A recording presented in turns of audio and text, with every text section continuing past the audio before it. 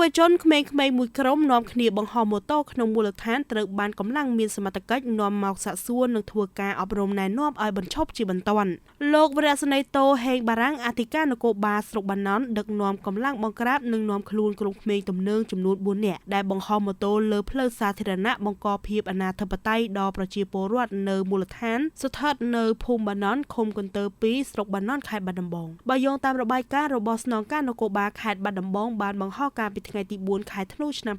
2025បន្ទាប់ពីសមត្ថកិច្ចសួរនាំរួចមកបានធ្វើការដកហូតម៉ូតូរក្សាទុកនៅអធិការដ្ឋាននគរបាលស្រុកបាណន់ជាបណ្ដោះអាសន្នរយៈពេល3ខែសិនកម្លាំងអធិការនគរបាលស្រុកក៏បានអញ្ជើញអាណាព្យាបាលមកធ្វើលិខិតធានានិងធ្វើកិច្ចសន្យាអប់រំណែនាំឲ្យបញ្ឈប់សកម្មភាពពាក់ព័ន្ធបទល្មើសក្នុងសង្គមមុននឹងប្រកល់ទៅអប់រំនៅលំនៅឋានជាបន្តរៀងៗខ្លួនវិញ